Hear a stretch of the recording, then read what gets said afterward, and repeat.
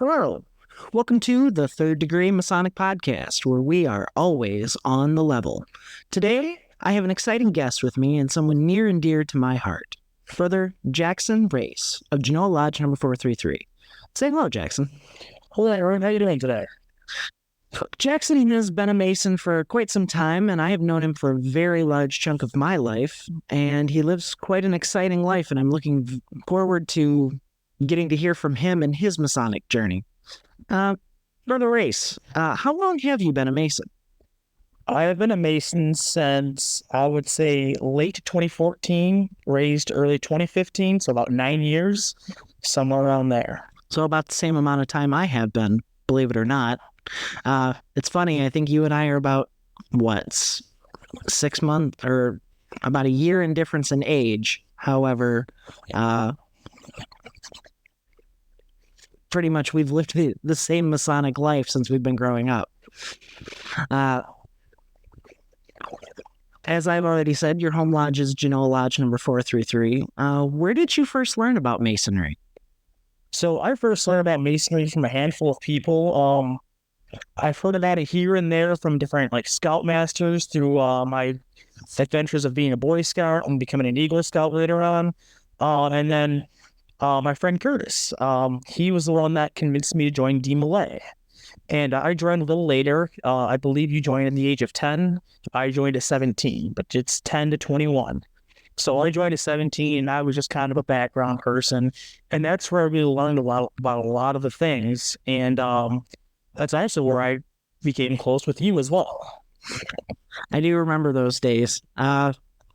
We actually went to high school together.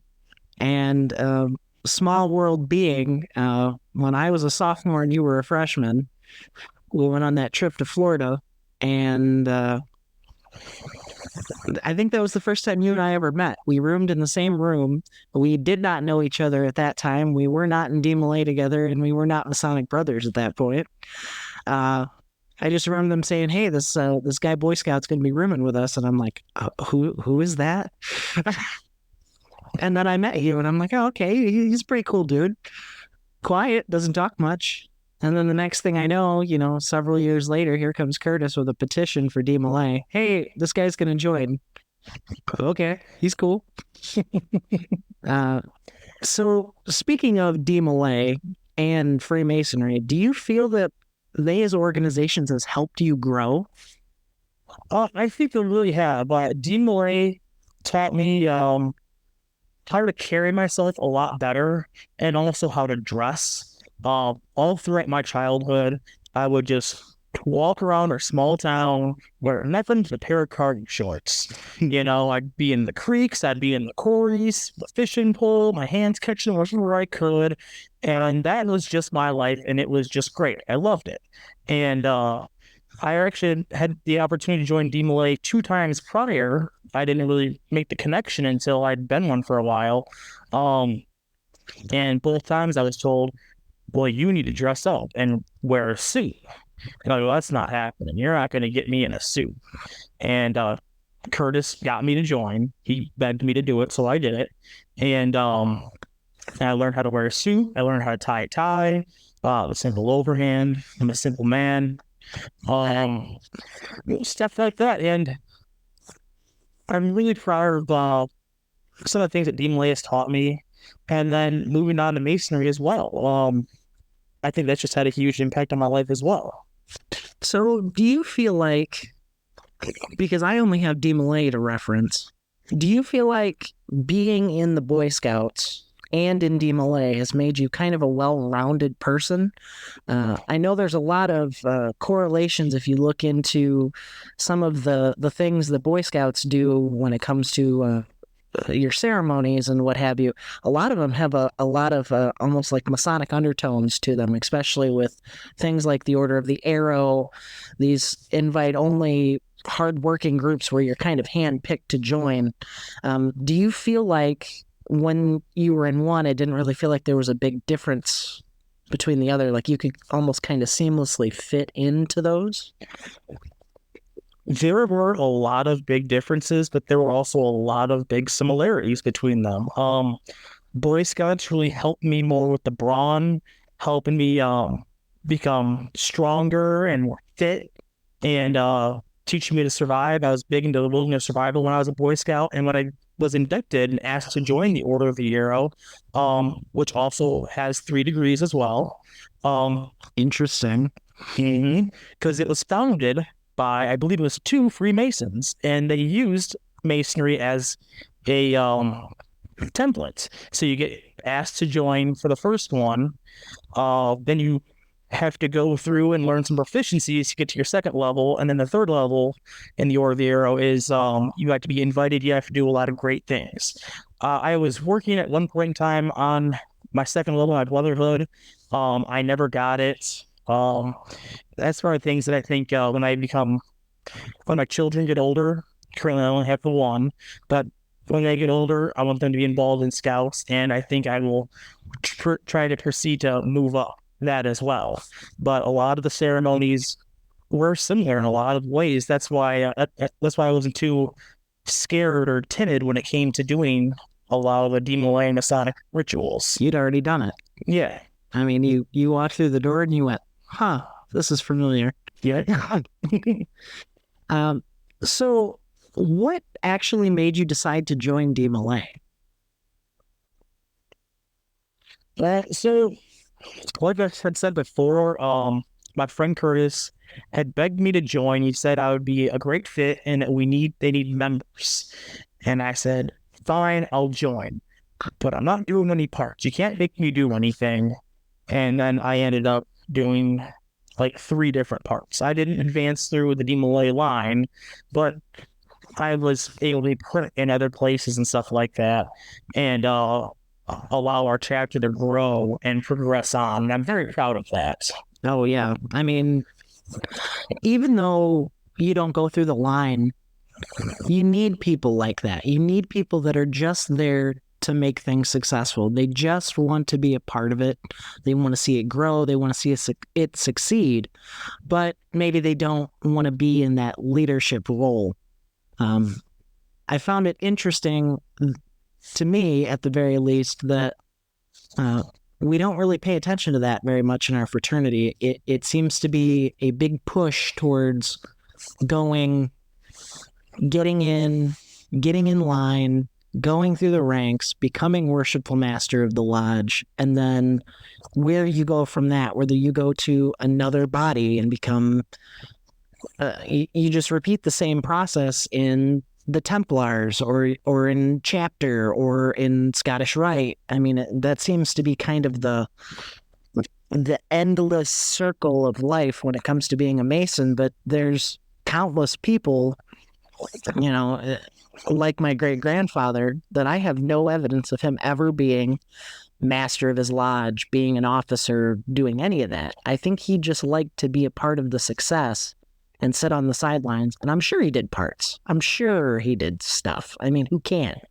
You kind of get dragged into it at some point, but it's just fascinating to me that we don't always pay attention to the guys that are just there to make things successful. The guys that, hey, I need you to do me a favor. Can you do this? Can you do this? Can you do this? Yeah, I got you. Yeah, I'll learn that part. I can do that. Don't ask me to be an officer. Don't ask me to sit in a chair and do this every week, but I'm more than happy to help you out. So it's crazy, and it's kind of one of the overarching topics I'd like to look into when it comes to people that are like that. Do you have any feelings about that? Have you kind of noticed that, or? Noticing it for myself, not so much, because I will take on an officer role here or there. I like my station being the Tyler. But I really just want to be there, like you said, and help with the success of our lodge. If something needs done hands-on, I'm there. We have newer chairs. I helped rip out the old chairs, install the new chairs.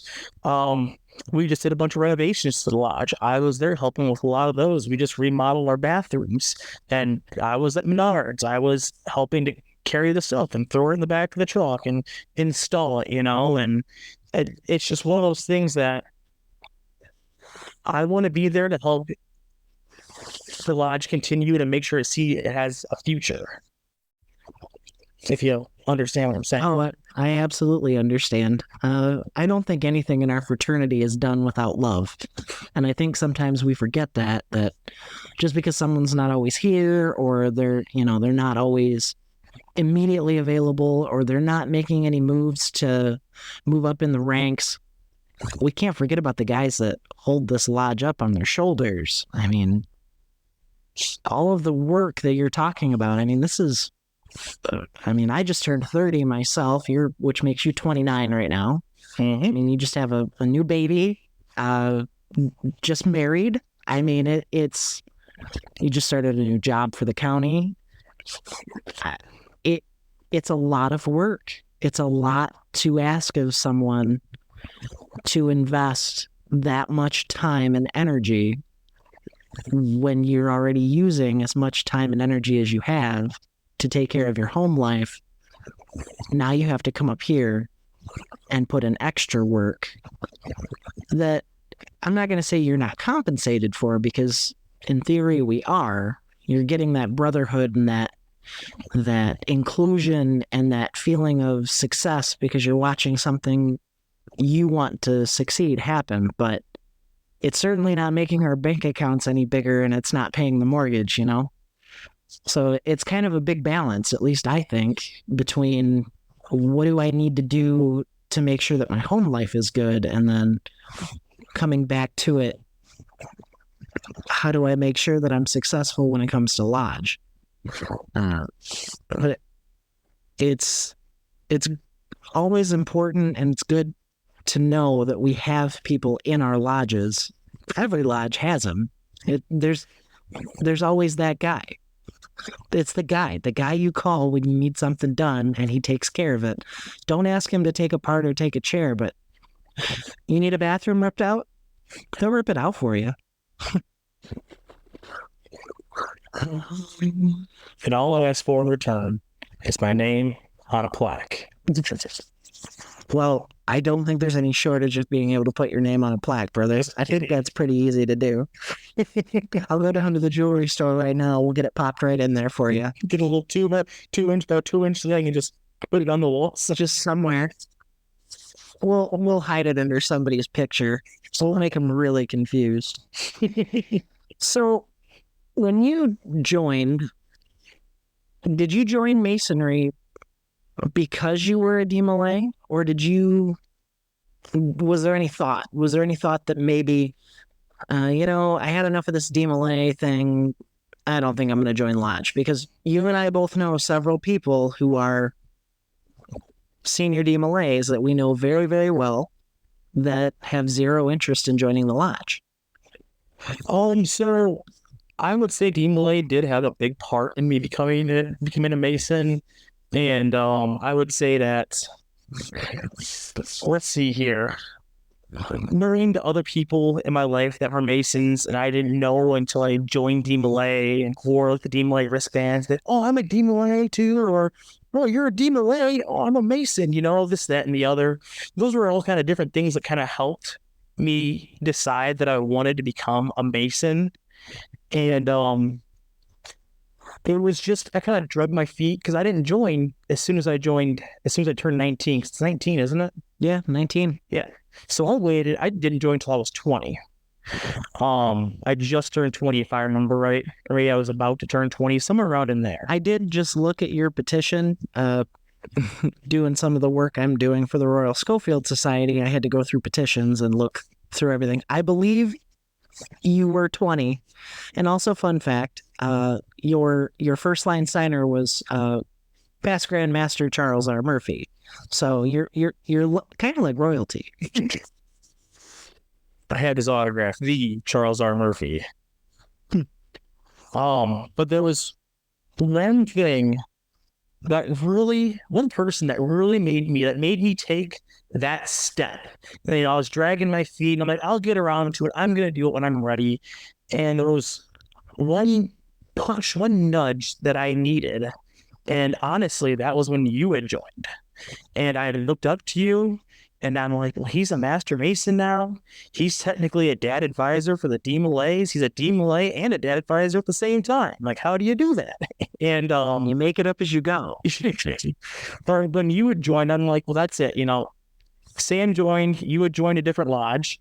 And but I wanted to stay right here because the lodge I could walk to the lodge from my house. Right. So, just a couple blocks down the road.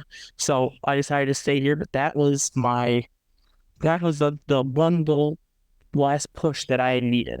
Well, and I think you and I had talked about it because I seem to remember you saying, you're at Northern Light and, I'm going to be at Genoa. And I'm like, it doesn't matter. We're all brothers of the same fraternity. It doesn't matter what lodge we belong to. And we're still united by that bond. We're still brothers. We were DeMolay brothers to begin with. And then our life took us in directions where we ended up a little bit more than just DeMolay brothers and ended up more like blood brothers. And now, you joined lodge and now we're Masonically brothers. I mean, I don't think there's any other definition of being brothers than what we are. I mean, unless our moms popped us all both out of the same person, that's about as close more as we could get. I mean, I was in your wedding. Your kids, like my niece, we spend time on the weekends playing Dungeons and Dragons and helping each other with house chores, and it's crazy how close you can get with people when you let them in. But it all started with those bonds of the fraternity. Mm-hmm. I mean, even just the wonderful 2 days that I love, November 4th and November 5th. My birthday is November 4th. Your birthday is November 6th. We're the same age for 2 whole days. Yeah. And I love to go out and go to the bar across the street and drink and tell the bartender, tell anyone who will listen, hey, this is my best friend and we are the same age for 2 days and this is one of those 2 days. And people get a kick out of it. For 2 days, you and I are the same age and we talk to each other like we're equals. Just kidding. I'm just absolutely kidding. So going back a little bit, when you joined Masonry, what is the biggest thing that you remember about becoming a Mason? I mean, we can't talk about any specifics about the degree, obviously, but any feelings that you felt or any moments that you kind of remember that kind of stick in your brain? I felt an immense amount of pride. I had seen another brother, Richard Ferris, who had come to my Master Mason degree. And he was there for the end of it. And I'd kind of known him here or there as my Aunt Peggy's father, which her and my mom are like sisters. They're not blood sisters, but like you and me. And I always knew her as my aunt and her daughters as my cousins. And I'm like, how many kids did my grandma have? She didn't have 5. She had like 10. She had 12. And seeing him and him giving me one of his family rings that he had that he couldn't pass on because he had all girls, then his girls had all girls. I got their family ring. Right. And I still have that ring to this day. I just got it resized and polished. Getting weight isn't fun. Your fingers get bigger. You try. We're getting old, man. I know. Get the dad bod. But I mean, you're carrying on someone else's family legacy in Masonry when you wear that ring. Mm-hmm. Kind of a topic that Gabe and I discussed in our introductions, that he himself has started his own Masonic legacy. First he joined, then he got his father to join, and now he's got Liam, and hopefully one day Liam will choose to join and start his own legacy, and Gabe could bring him in as a Lewis. You and I didn't have that. No. I mean, I had my grandfather, my great-grandfather, who I hardly knew. So me joining is kind of a coincidence, more or less. even though I don't really believe in those that much. Um, but you're being trusted with another family's legacy. They saw something in you joining and passed on that legacy. So now when you're wearing that ring, you're kind of carrying the hopes and the dreams of that man going forward in the craft. Yeah, and I see it as that, and I also see it as starting my own as well. Um, and I do hope to have a son. Um, Knowing my luck, I'm gonna get stuck with 3 daughters, but I want to have at least one son. I want to have one of each. We had the daughter first. It's time for the son, but I could still get her to be active in Eastern Stars, and depending on how much I hate myself, I might get involved into another body and join that as well with her. I don't know. Yeah, because who's got the time, right? Yeah. So, actually, fun story about you. You work for the county. What exactly do you do? I'm a highway worker grade 1, which is basically I go around in a plow truck. I plow the roads. If there's a pothole, I stick cold patch in it and smack it with a shovel until it's flat. We dig the ditches on the sides of the road. We put in the tiles so all the water can drain. Stuff like that. We mow the sides of the roads in big John Deere tractors. And then we put up the signs, stuff like that. It's fun. It's stuff reactive. It's a lot slower pace than what I've been used to. Well, you have a reputation as Jack the Lumberjack, because up until recently, you were an arborist. Yep. I did residential tree removal and trimming for 10 years. And it's still something that I do on the side, helping out other companies or my friend in Woodville. I work for him quite a bit. I still work for him on Saturdays. My wife won't let me work Sundays. I can't work 7 days a week. Okay.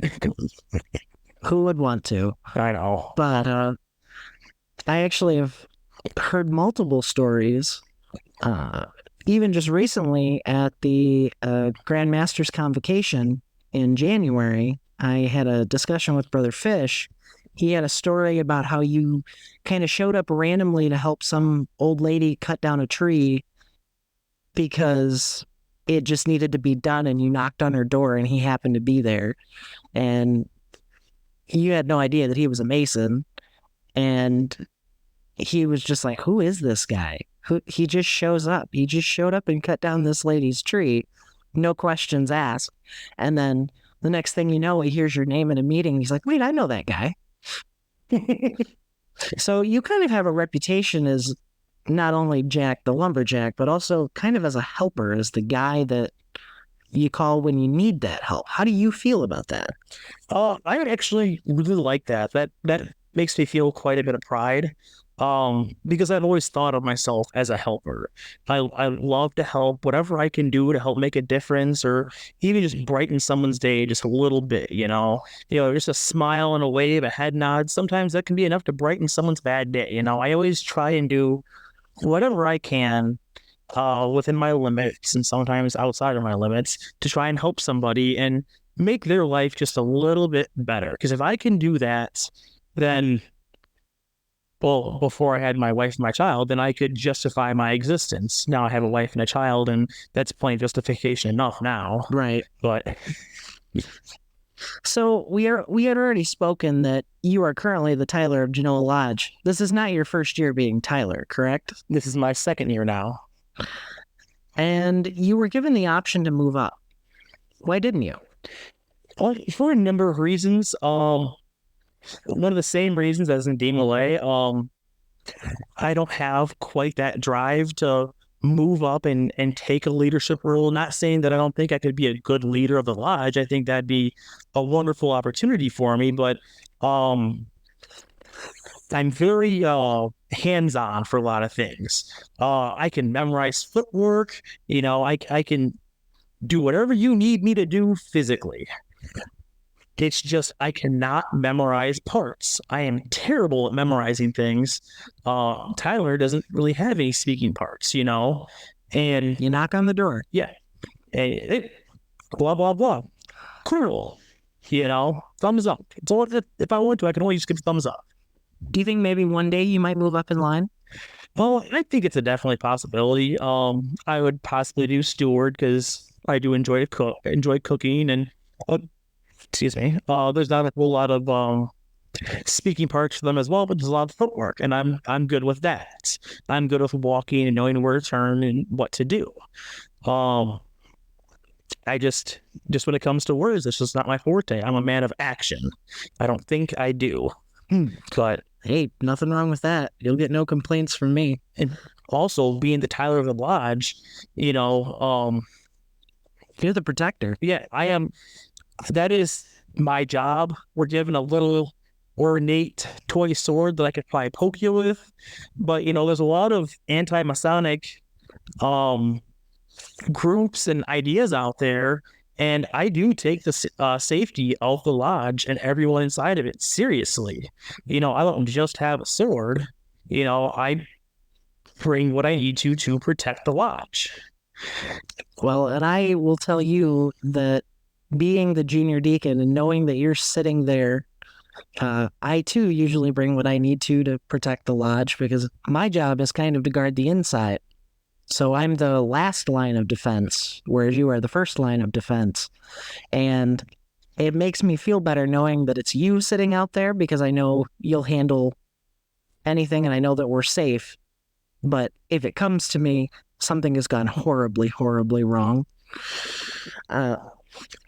So what is one thing that you absolutely love about this fraternity? Well, I think one of the things that I absolutely love is the brotherhood. The fact that you can people from all walks of life, all different occupations are Masons, You would think it's just, bankers and accountants and office workers, and senators, like what you would hear.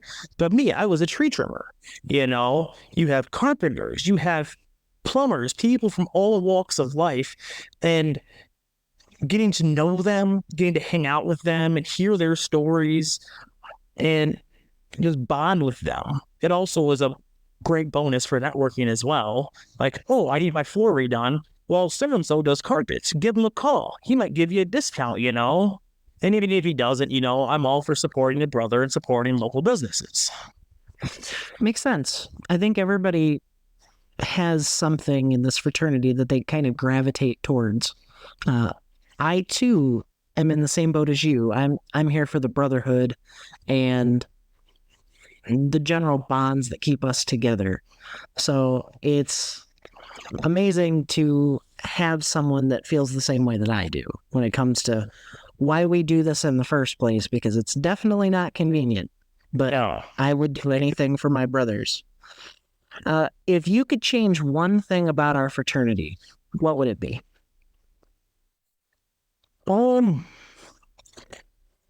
I think we should focus more on local communities and trying to make an impact on them, which I think was a bigger focus years ago, and we kind of just gotten away from it. I want people to see the Masons in the parade and be like, those are the guys that are at the soup kitchen. Those are the guys that, helped restore part of the park. Those are the guys that donated this, which our lodge isn't in a financial position to donate right now. At least not a lot of money. I want us to be pillars of our communities to make it better. I'm very local oriented when it comes to that. And being a small lodge in a small town, I think it's great for that. There's a lot of big lodges in big cities, and there's multiple lodges in some cities. And I don't really know how that would work out there if they would just, divide it up into sections or whatever. But those are just the things I want people, when they think of a Freemason, I want them to think of, oh, that's my cousin Joe. That's my dad. That's my grandpa. That's, whoever, that's Mr. Jones down the road. They do all these great things for the community and all these great things for the world to make the world a better place.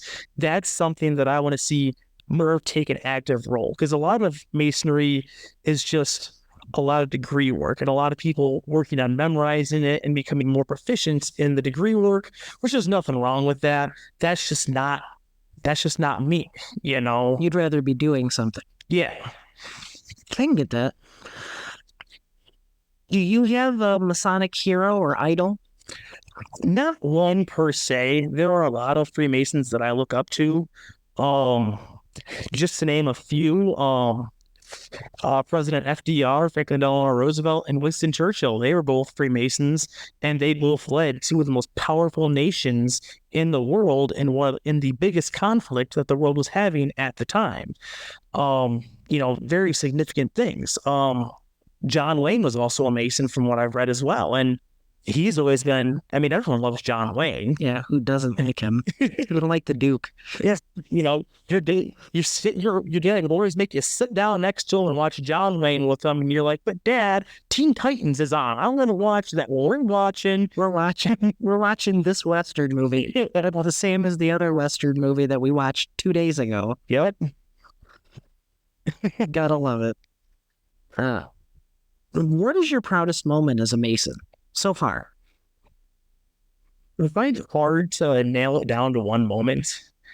I think that there were, a few times, especially when I first got my entered apprentice degree, and I learned the signs, I learned how your feet are placed, I learned so many different things, and I was just trying to find out who else was a Mason, and I found out that quite a few other people, even after, like, I'd known that a handful of people were Masons in my life before I joined, but once I became a Mason, then I found out that a lot of people were Masons in my life. More than you thought, huh? Yeah.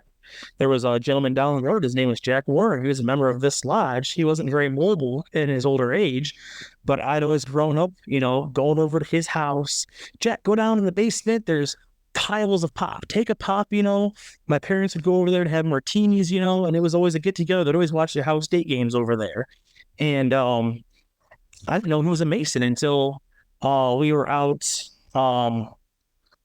doing the ringing the bell for the Salvation Army at the grocery store here in town, and one of the guys had mentioned him, and I'm like, he's a Mason. So I kept the lodge's apron that I had. I was supposed to turn it back in for the next person to wear, and I said no. I kept it, and I drove right to his house and knocked on his door with that apron on, with just this immense pride. And I'm a Mason too, blah, blah, blah. And he was also an Eagle Scout, and we always bonded over scouting. And I was really hoping that we could really bond over lodge and getting him to come more often, helping him, whatever he needed help with to get here, helping him with that. And unfortunately, he had passed soon after. I think he might have passed before I even got my Master Mason degree. And if I remember correctly, I think you went to his funeral. Yes. And I think you took part in his Masonic funeral rites. There was that, and then I'd also played taps on my trumpet for his funeral as well, because he's a veteran. I'm sure him looking down, I'm sure he was very proud of that. Mm-hmm. I've heard a lot of stories about Jack, and he was another just absolute character of this lodge that you can't replace. I mean, he was known all through Genoa for his shenanigans, but also being that guy that was always there for people when they really needed it. He was one of the people that, I guess that would go into the previous question, is other Masons that I look up to is him. He was the voice of all the football games. He was the voice of the Genoa Comets. So-and-so scored a touchdown. Yeah.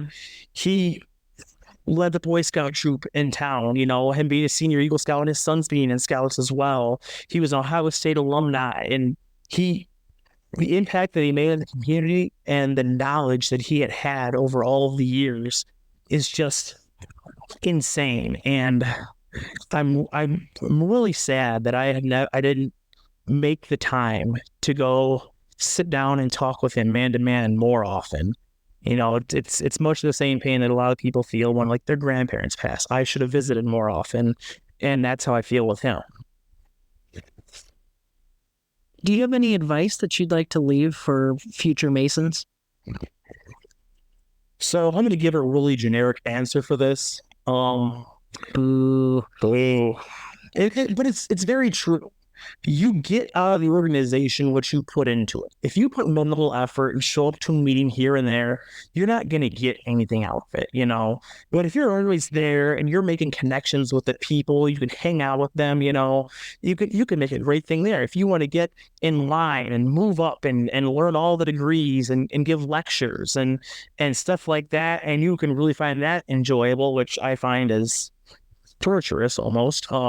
It's part of the job. Part of the job, but some people love doing that, and it's what you put into it and where you want to go with it, you know. And don't be afraid to, you know, want to sit on the sidelines and just play an active role, you know.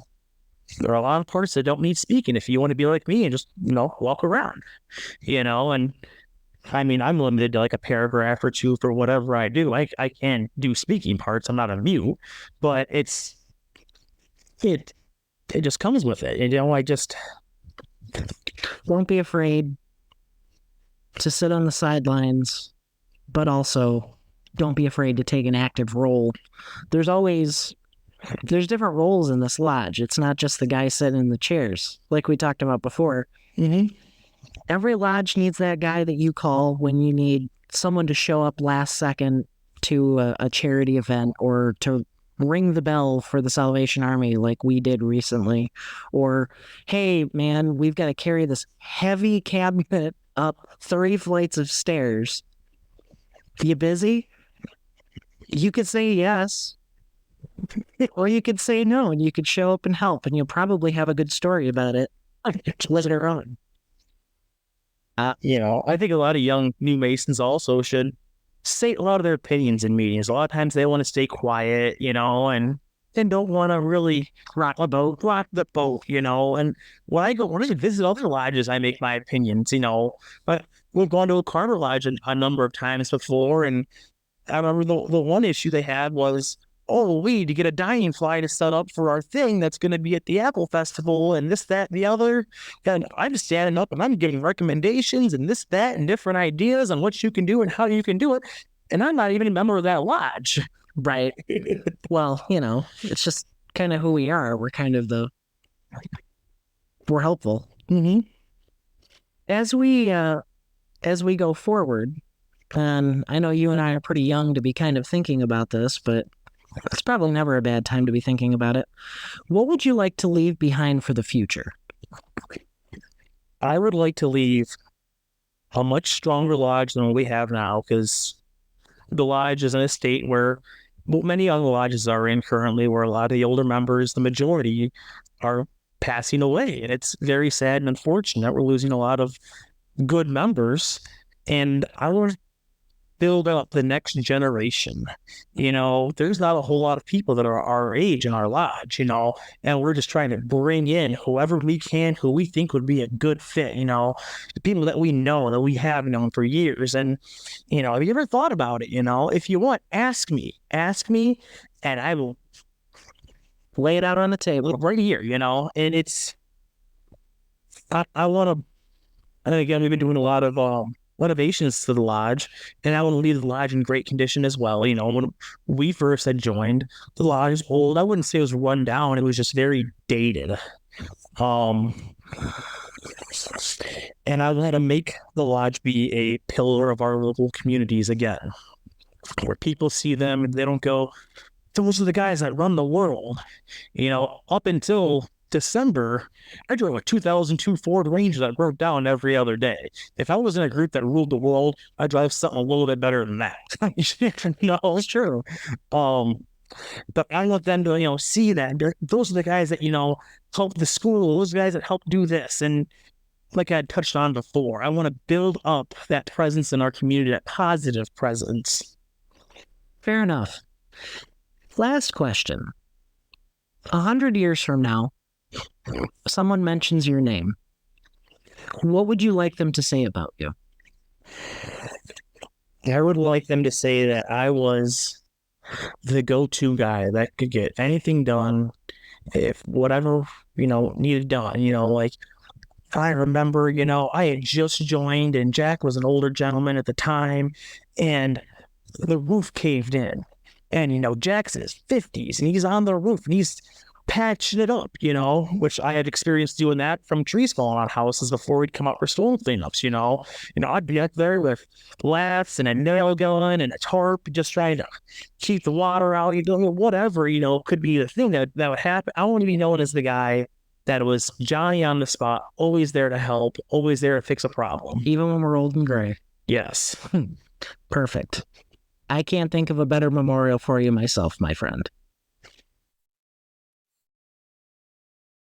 Anyways, that's about as much time as we have for today. I'd like to thank you for coming on the Third Degree Masonic podcast and giving us your story. And I hope that our listeners going forward will take your story and your experiences, and hopefully it will maybe change their perspective on Masonry. But once again, thank you so much for coming on the show. We really appreciate it. It's always a pleasure having you. Craftsman, keep your tools in order and always meet on the level.